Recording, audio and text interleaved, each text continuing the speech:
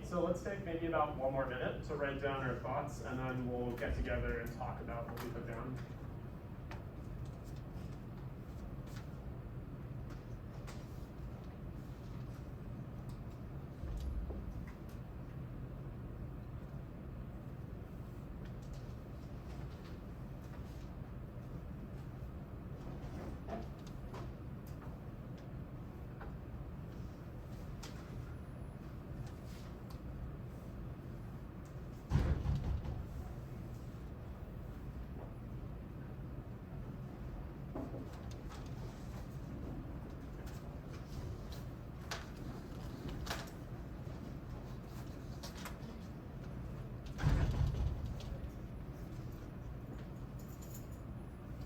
Okay, awesome. So I think about half of you stopped writing, half of you are still writing. If you want, at the end of today, I recommend writing down more of what you know. So this is going to be a time capsule for you guys to come back to. The more we put down now, the more fun it will be later. But I wanted to take this opportunity to just talk and brainstorm, get some ideas out. If you're just coming and you want to grab a name tag, I'm going to call on people, so it'd be awesome to get the names. So, sweet, let's start. First question is, what did you guys put down in your paper about how computers work? Just open if anyone wants to raise their hand or popcorn style. We'll get started. Akshay? Yeah, electronic machine. Yeah. That can execute a series of instructions one by one. Or like, okay, fine, in simple terms, one by one, can interface with other computers or users.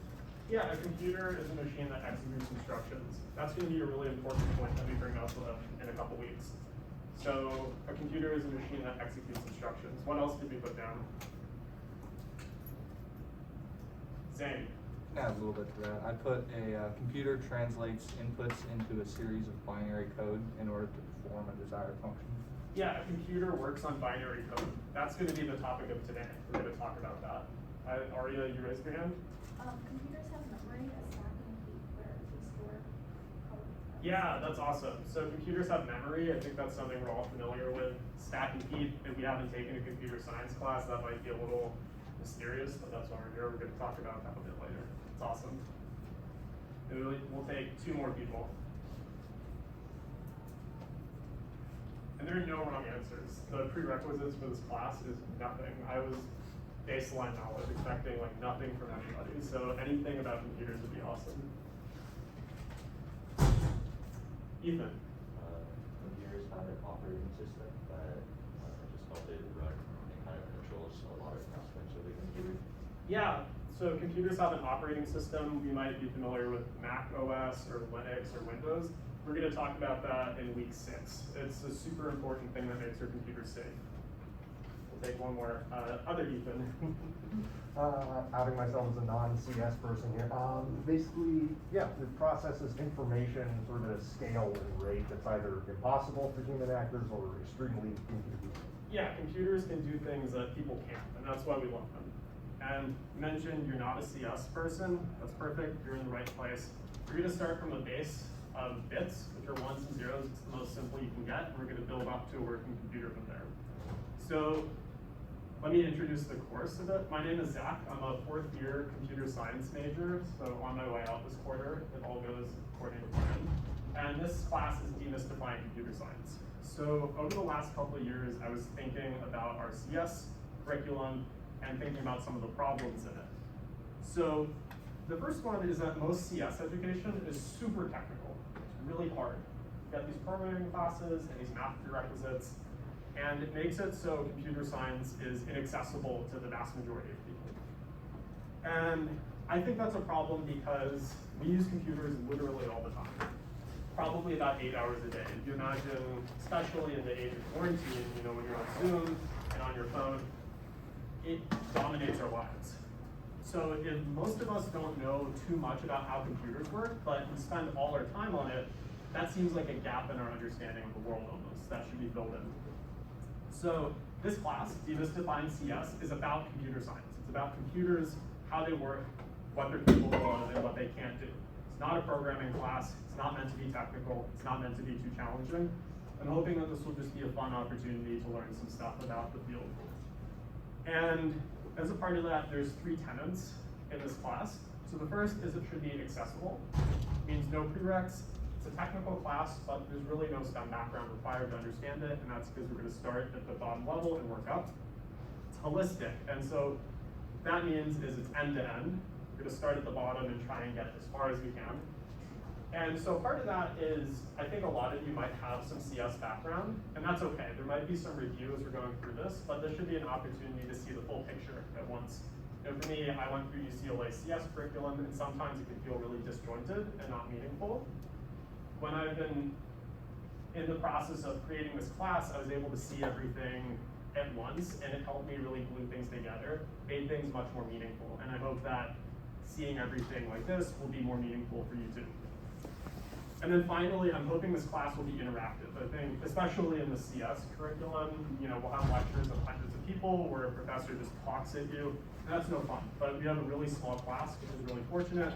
So my role, I hope, will be to ask guiding questions and get the information from all of you. Which is why I had you guys write the name tags, because I'm hoping I'm going to be calling on a lot of people. Awesome. So does anyone have any questions before we get started? Sweet. Okay. So our first guiding question is, how does a computer work? That's what we put on the board. And we're going to spend the first 5 weeks of the class talking about this question and trying to get a picture of how our machines work. So an immediate problem that comes to mind is there's a huge variety of computers. So you have a Mac on your desk right there, but I can think of literally hundreds of other machines that we have. So my first question is just brainstorm, what are some types of computers? You can just popcorn it out. PC. PC, yeah. Do you have any specific brands in mind? Dell. Dell? Yeah, that's one. The ENIAC? The ENIAC? The Yeah. ENIAC? ENIAC, yeah, that's a computer from the 50s. Huge machine. This is back when, you know, our desktops took up entire rooms of space. Those working on transistor based. I think, I don't actually know. I don't believe they were. They were enormous. You would imagine a research institution that had a computer that took up, you know, like almost a warehouse of computational space. Yet our phones in our pockets are more powerful than them. Ethan, you raised your hand? A calculator. Calculator, yeah. It's a really basic version of a computer, but it's still a computer. Sam? A Chromebook? A Chromebook, yeah. That's another example of a PC. Totally different brand, totally different details. Comment? An abacus? An abacus is a computer. Yeah, it's a computer that's controlled by a person, but it is a machine, in a sense, yeah. And that raises a good point, is there's a variety of them. So here's some that might not be obvious. Like your oven, your microwave has computers in them, an electric clock, a turnstile when you go through the subway. On the topic of PCs, like Nicola mentioned, you have Mac, Windows, Linux, our phones, so iPhone, Android, you name it. There's literally hundreds of computers, thousands, probably tens of thousands of computers on the market today that we can buy. So in our quest to understand how a computer works, that seems like a problem. How do we actually understand all of those computers? There's so much detail and so much variety. One idea is we can try and understand each one individually, but that would literally take us our entire lives and we would die before we'd be able to do that. So how do we do it? This idea called abstraction. And this is where I'm going to start using the whiteboard. Abstraction is this idea of hiding and ignoring details. So distilling a complicated object to its essential features. And we use abstractions with our computers all the time. For instance, computer manufacturers abstract all the details of our machines. And that's part of the reason we're here, to try and understand what's going on. And that's really good. You don't want to need to know how to use a computer in order to actually use it. But it creates this problem of no one really knows how they work unless you study it. So where are we going to begin in answering this question? We're going to use abstraction. We're going to ignore the details of our individual machines and try and consider what makes a computer a computer. So this is where the first activity comes in. We're going to build a model, just an abstract model of a computer together. So right now, this is basically our computer. Oh, I misspelled that.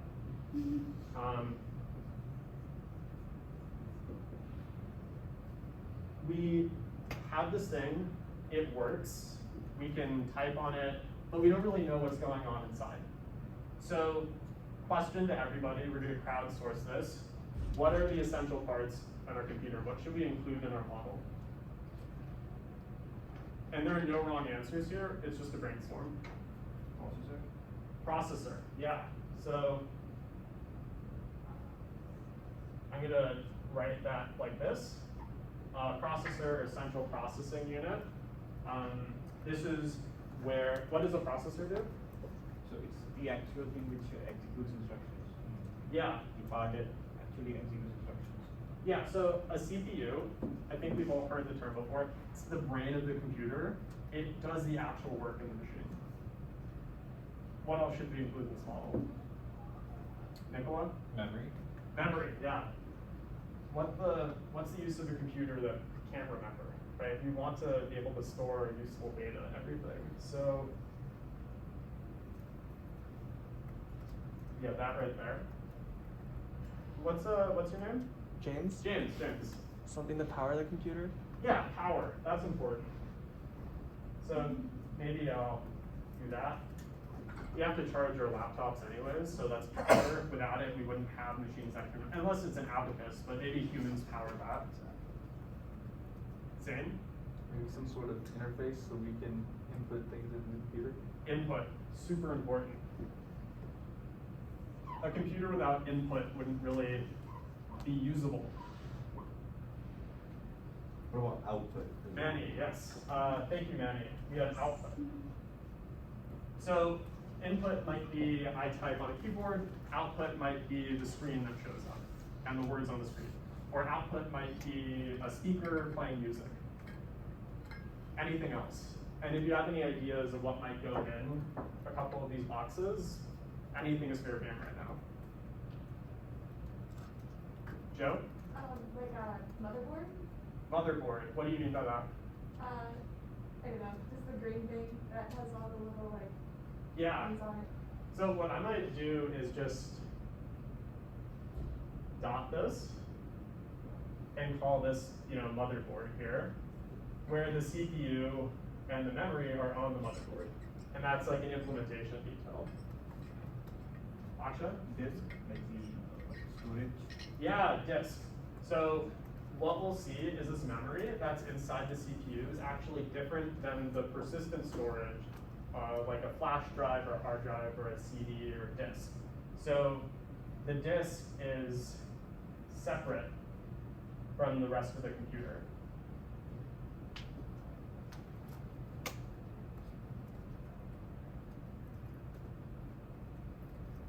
Ethan? A fan, yeah. That's important. So a part of power is you're putting energy into the machine, and if you've ever felt your computer get really hot, it needs to cool down, and that's what a fan is for. So I can't really draw a fan, so I'm gonna do that, and then write fan. Sweet. And we'll take one more if anyone has any other ideas. Comment? The graphics processor? Graphics processor. Yeah, so maybe what I can do is I can do this and write graphic card.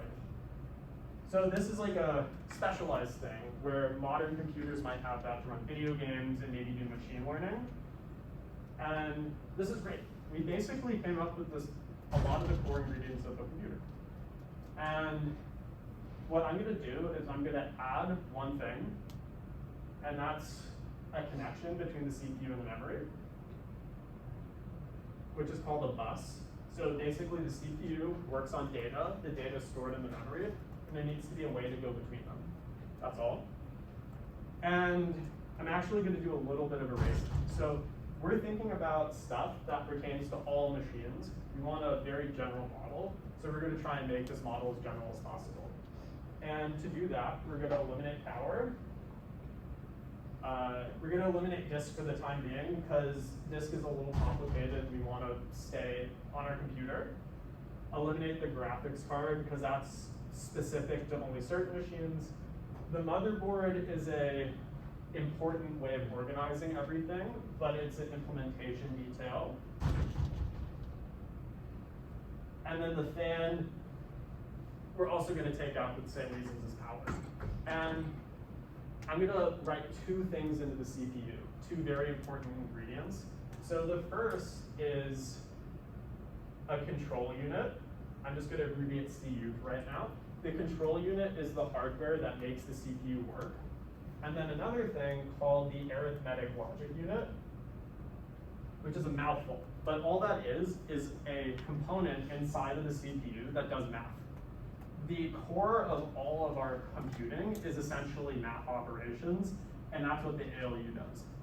So, together, what we came up with is not actually news. This is a really, really important model that almost all of our modern machines takes after. And this is called the von Neumann model. So John von Neumann in 1945, working on machines at Princeton, I believe, and came up with this model for computing. So what he said is a computer at its core takes input, does some stuff, and yields output. And the stuff it does is it stores data in memory, which connects to CPU, which operates on the data. And really important to the von Neumann model, kind of like Akshay mentioned, a computer operates on instructions. So that's code, which we'll talk about around week 6. The code is stored in the memory, as well as the data. So there's no distinguishing code and data in the von Neumann model. And we'll talk about next week some of the ramifications of that.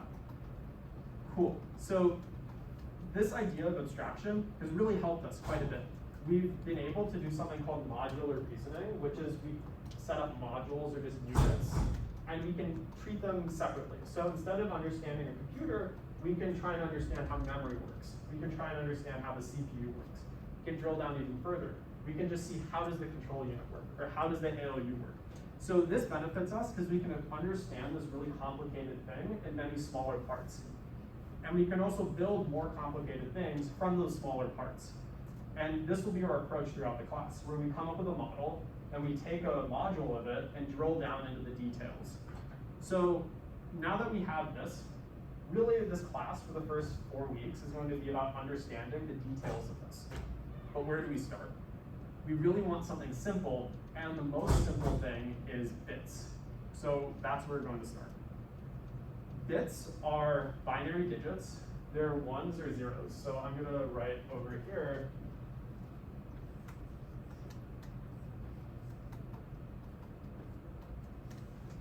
Really all one bit is a value that takes on 1 or 0, and that's it. Has anyone not heard of what bits are before, just out of curiosity? Noah, Aria, does this make sense? Really all it is one value, 1 or 0. Sweet. So one might ask physically, what is a bit? How does a bit work? Like how do you store a bit in a computer? And if a bit is something that can exist in one of two states, a 1 or a 0, then really all we need is something that can exist in one of two states.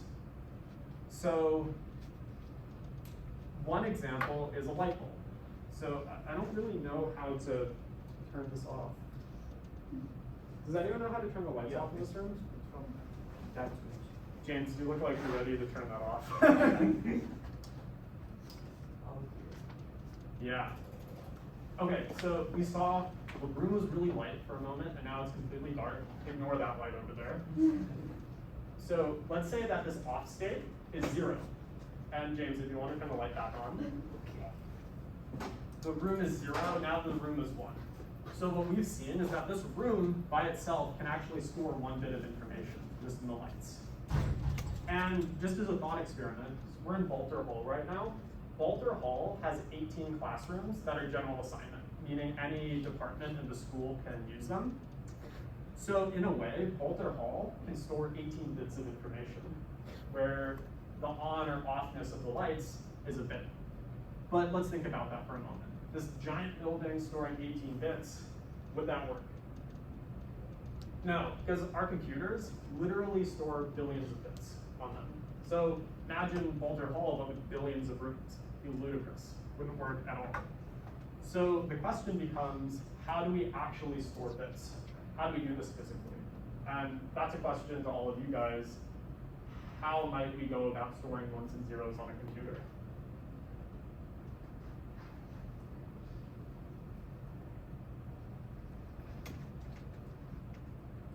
And there are many ways that it could happen. So, Spencer, do you have one? You can do like a voltage, either high or low.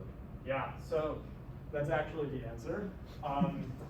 Basically, what we're gonna do is use this property of electricity called voltage. So electrical signals have this property, and generally speaking, voltage is it's a potential that pushes charge through an electric circuit. We don't need to know the details of that. What we do need to know is that voltage can vary between a minimum and a maximum. So say I tell you that voltage can be in a machine at least 0 volts and at most 5 volts. Then our voltage can take on any value between these. And what Spencer was alluding to is we can store our bits in an electric signal and then decide whether it's a 1 or a 0 based on the voltage. So if it's a high voltage, he said, did you say like 5 volts or so? I was just saying higher or low. Okay, sweet. So if it's a high voltage, then we can call the bit a 1. And if it's a low voltage, we can call the bit a 0. So how do we make that determination? What we'll do is we'll just put a threshold. And we'll say anything above the threshold is a 1 and anything below it is a 0 when we measure the voltage in the electric signal. So for example, here the bit would be a 1, here the bit would be a 0, and here the bit would be a 1. And that's it. That's physically what a bit is on a computer. And why do we care about this? It's because we want our computers to be useful, so they definitely should handle data, and bits can be used to represent all of our data. So the next part of the class is going to be about brainstorming what data we want to represent with bits, and then how to do that. Before, I just want to briefly talk about the syllabus. So, did everybody get my email yesterday? Did anybody not get the email? Okay, sweet. So everyone who's enrolled got it. And I'm gonna pull it up quickly. Did anyone have a chance to look at the syllabus? Some nods. Awesome. So I'm just gonna highlight some information. Office hours.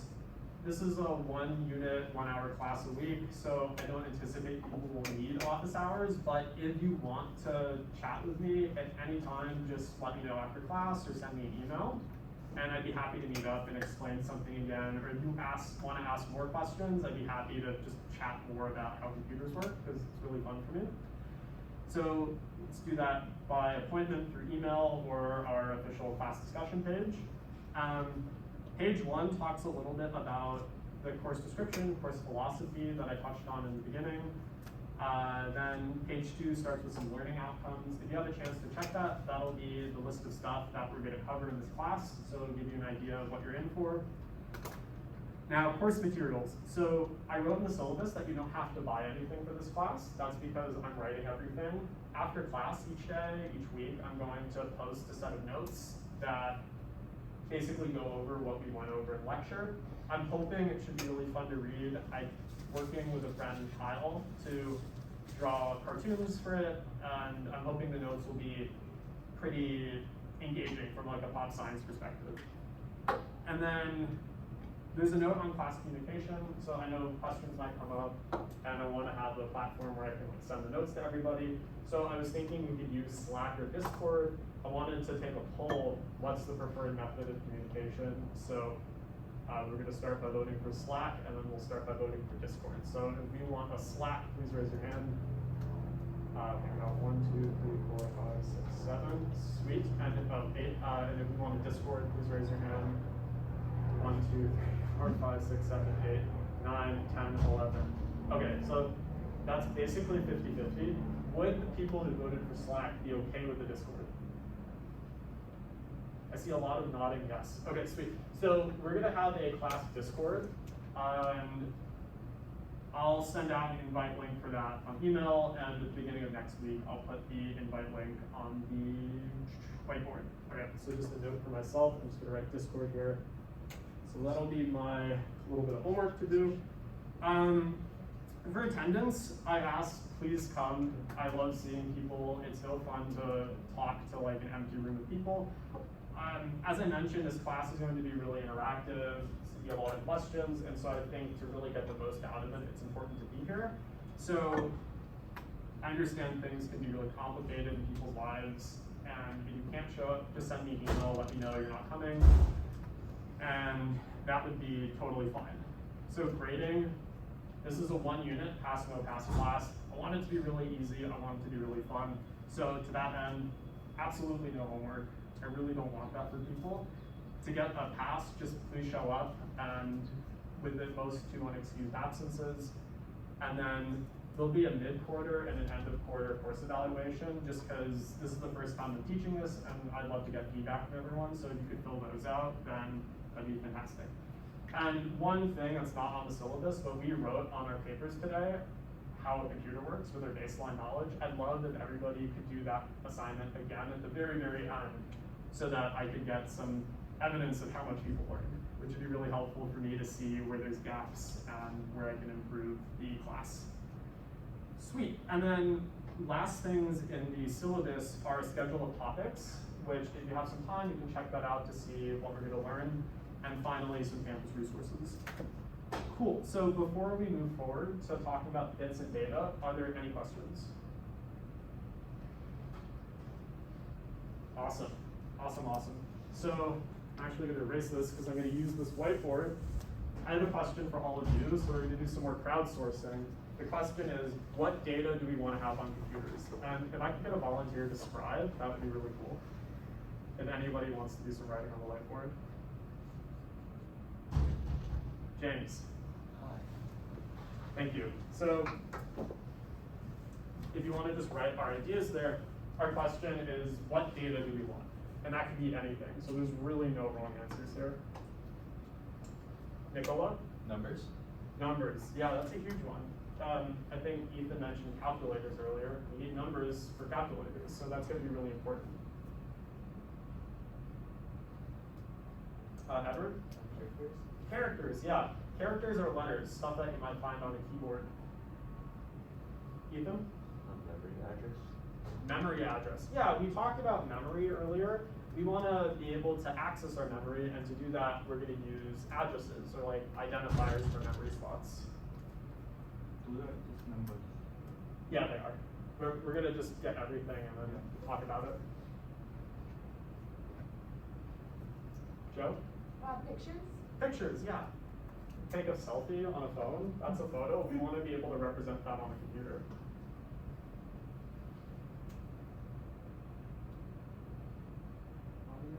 Audio, yeah, that's huge. You ever listen to music?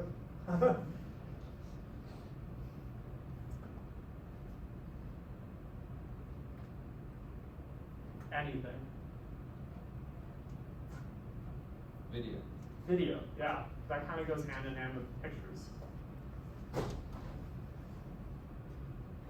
Applications. Applications, so software, Spotify, Google, Safari. We want to be able to represent that on a computer somehow.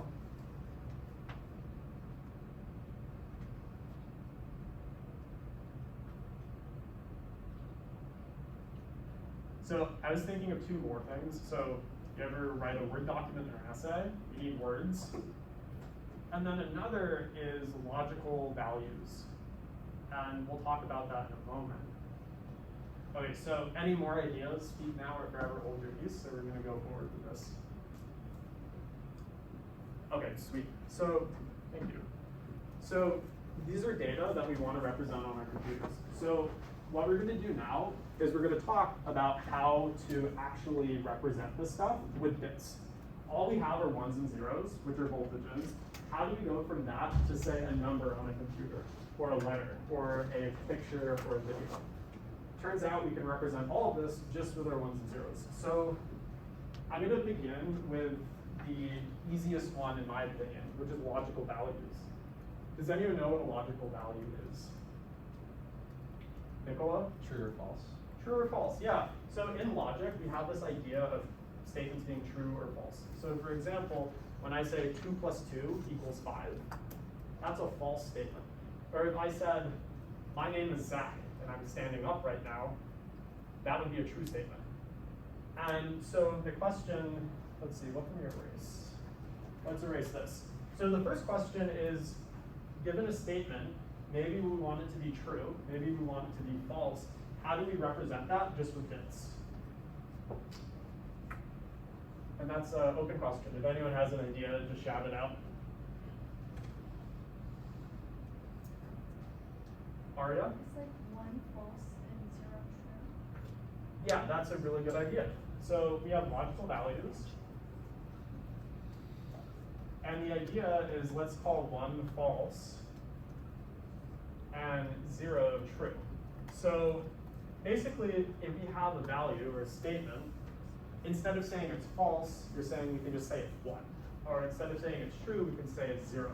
And in that sense, we just need 1 bit of information to represent a logical value. And I'm going to make one minor edit because this is how it's actually done on computers. We're just going to swap these.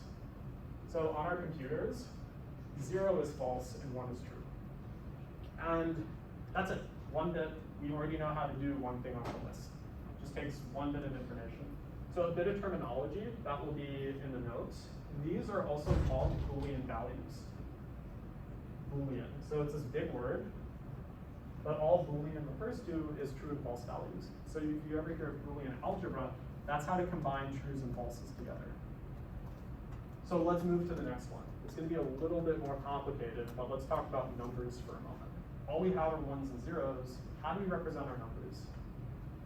Now, humans, we think of decimal numbers. So that's 0, 1, 2, 3, 4, 5, 6, 7, 8, 9. But in binary, all we have is 1 and 0. And the question becomes, how do we actually, say, map our decimal numbers to our binary and vice versa? And I think I'm going to go over there to write notes. So one way I've thought about this is trying to build it up. So on the binary side, all we have is 0 and 1. And on the decimal side, we have 0 to 9, all of those digits. Just as a note, deci means 10, so you have 10 digits. Binary means 2, so you have 2 digits.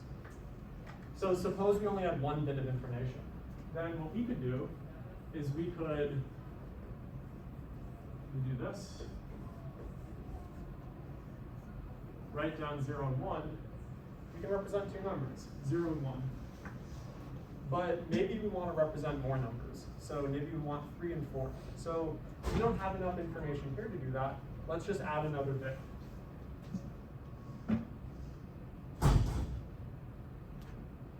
There's 4 possible combinations, so now we have a way to represent 3 and 4.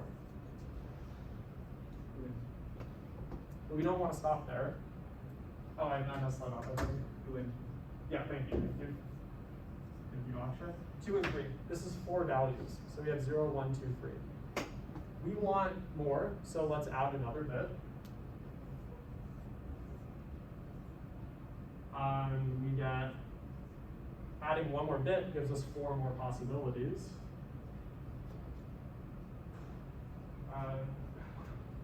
That gives us 4, 5, 6, and 7. So as we can see, as we add more bits of binary, we can actually write down more numbers. And I want to make 2 observations here. The first is, if we have n bits here, so if we have 1 bit here, we get 2 numbers. We saw 0 and 1 gives us 2 numbers. If we have 2 bits, then we get 4 numbers. If we have 3 bits, then we get 8 numbers. So it turns out, if we have n bits, thank you, we get 2 to the n numbers. And this idea of 2 to the power is super important in computer science. We're going to see this over and over and over again. Now, one other observation is it's not entirely clear how binary converts to decimal, but there's a really, really easy rule that we're really familiar with. And we learned this probably in 3rd grade. So let's think about decimal numbers for a moment. In fact, let's think about the number 123. What is 123, actually? 123 is 10 to the power of 2, 1 times, plus 2 to the power of 10 times 1, plus 3 to the power of 10 times 0. Right? So this is the ones place, 10 to the 0 is 1. Tens place, 10 to the 1 is 10, and hundreds place, 10 to the 2 is 100. Binary works exactly the same way. So if I have the number 1, 0, 1, 1, 0, 1, how I would figure out the decimal equivalent to this is I would start at the right, and I would say 1 times 2 to the 0, plus 0 times 2 to the 1, plus 1 times 2 to the 2, plus 1 times 2 to the 3, and so on. And I would just compute this like I normally compute numbers, and that would be my answer. So here it's 1 plus 4, 5, plus 8, so I guess that's 13, plus 2 to the power of 5, 32, so 45. And that's all it is. So any questions on this so far? Makes sense. Awesome. This is numbers, and that's really great. So now we have the tools to basically build calculators or represent data on our calculators. And numbers are awesome because we're going to be the backbone of the rest of our stuff here. The next thing we'll talk about is characters. Characters are letters, so A, B, C, D, E, F, G. And at the end of the day, we're going to use numbers to represent them. My question is, how do we represent characters on a computer? Does anyone have any ideas? Ethan? Assign a character to a number. Yeah, so we don't have a way to represent the letter A or the letter B on a computer, but we know how to represent numbers. So what we can do is, for all the characters we care about, we can just assign them to a number. So here's a really simple example. Maybe we assign 0 to A, and 1 to B, and 2 to C, and 3 to D. And so if, on our computer, if we ever see this number, we can use a lookup table that has these mappings to say, oh, that's not actually 0, that's the letter A. That's not actually B, that's the number 1. Right? Or vice versa. That's not 1, that's the letter B. And that's really all we do. And that's actually how it works on computers today. But it's a little bit more complicated than this scheme. So computers today use this thing called ASCII, which is a mapping of 128, thank you, 128 numbers to letters. And they include everything, so all of the digits, all of the numbers, capital, lowercase, %sign, ampersand, hashtag. And if you look up ASCIIchart.com, I'll include a link to that in the notes, you can actually see these mappings. So it turns out on a Mac, maybe in the 1980s, A was represented with the number 65, B was represented with the number 66, C was represented with the number 67, and so on. And the reason I say the 1980s is because some machines might use a different encoding scheme today called Unicode. You might wonder, how do you get emojis on your machines, or letters from foreign languages? The way we do that is we just say, okay, we don't want 127 numbers, we're going to use way more numbers. I think it's on the order of tens of thousands at this point. And that gives us more ability to express characters. Any questions so far about anything we've gone over?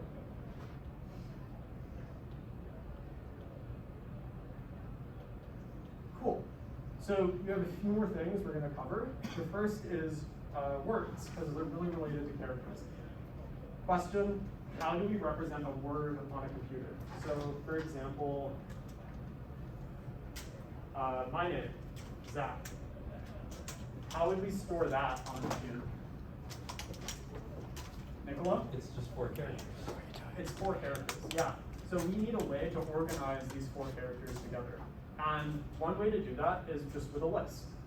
So on a machine, we have a list that just stores 4 characters next to each other. And a word of terminology, this is a string. if you ever hear about computer scientists or software engineers talking about strings and string concatenation, stuff like that, they're referring to this. So really all a word is a list of binary numbers according to some mapping. So it's kind of cool how this is like building off of one another.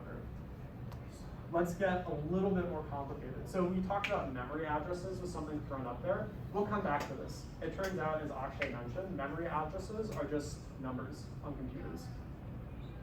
Audio, I think we're going to ignore that for right now. It's a little bit more complicated and we can build up to that a little later. Let's do pictures and video. Does anyone know how a picture is represented on a computer? Arya? Yeah, exactly. So really all a picture is, I'm going to draw it here, is a lot of little pixels. So if you imagine, here's a question. Did you guys used to have like a big box TV at your house, you know, back in the early 2000s? Did you ever go up like really close to the TV and see yeah, I did too, right? Which is stupid when you think about it, but you can actually see the pixels on one of those TVs because they're much lower definition. And so really all an image is, I'm just going to draw a few of these, is a 2D matrix of pixels. If you take an image on your computer, and I had slides that I was going to show a few of these, but I couldn't figure out how to get the computer on the projector. I'll post those later. You can literally, if you zoom in all the way, see squares in your image, and those are pixels. So, what is a pixel? Does anybody happen to know? Arya? Are pixels made out of binary? In a way, yeah.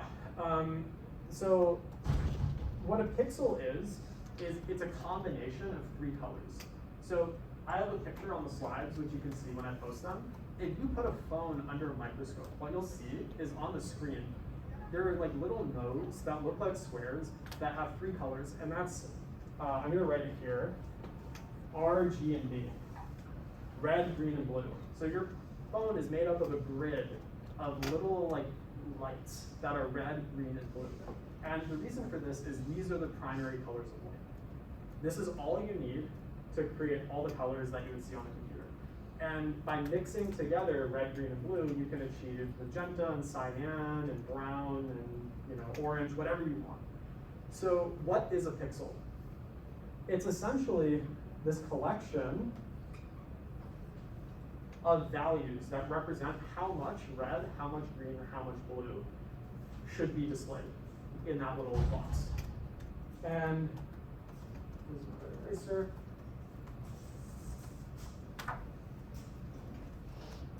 What is it? Basically, each of these values is a number from 0 to 255. And what the number says is how much of the light for this value should actually be emitted from the pixel.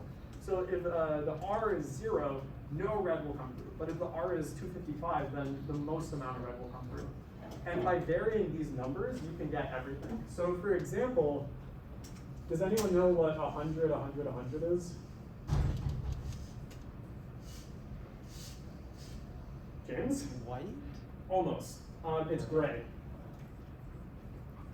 White is 255, 255, 255, right? So this is white. And so if I were to do 255, 0, 0, what would that be? Red, exactly. Because the red is fully turned on, the others are 0. If I were to do 0, 0, 255, what would that be? What was that?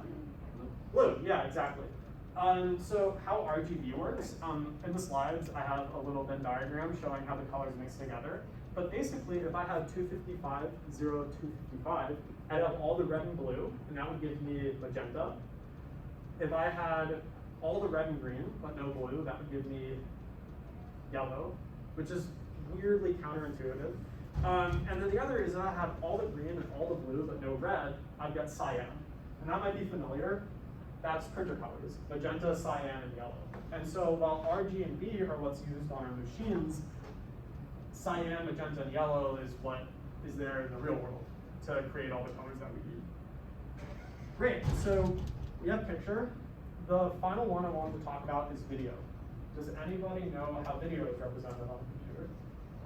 Sequence of pictures. Yeah, exactly. All a video is just a list of pictures. So for that, I might say video equals a list. Pick 1, pick 2, and pick 3. This would be a really short video, just like. So how do we understand this? Has anyone ever used a flipbook or written a flipbook? Exactly, that's all a video is really on a computer. It's a bunch of pictures in sequence, and if you play them one after the other really fast, the different motion looks like fluid motion. It looks like a video. And so on the slides, I have a YouTube clip of that scene from Avengers Endgame that someone spent almost 1,000 hours actually drawing out in a flipbook, which gives a really good idea of how video works on a computer.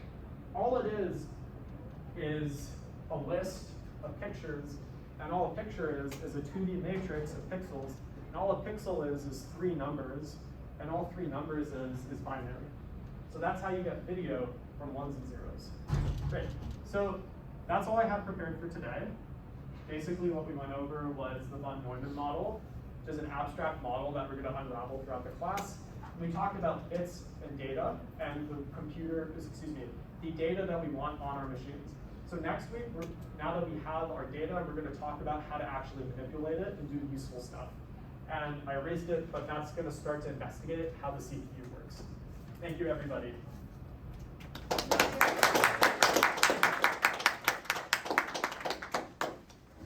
And I'll be here for a couple of minutes if anyone has any questions.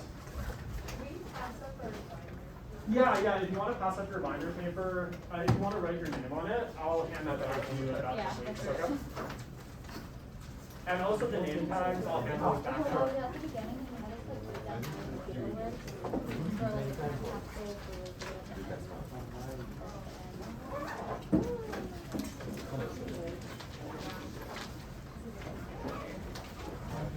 Thank you.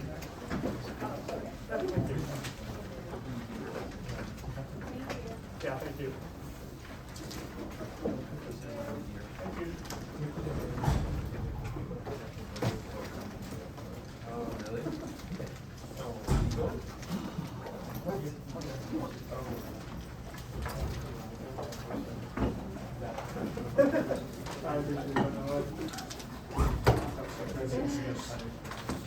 I have a bottle of slide later. Thank you.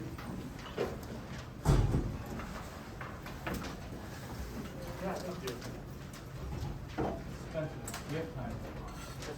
We have time. Oh, reply to Yeah, of course. Yeah.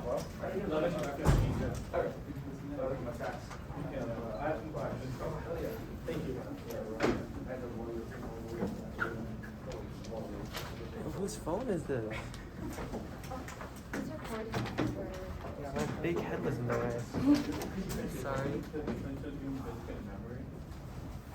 Yeah, so this is memory that, thank you, that lasts forever basically. And what that means is you can detach it from power and the values will still be there.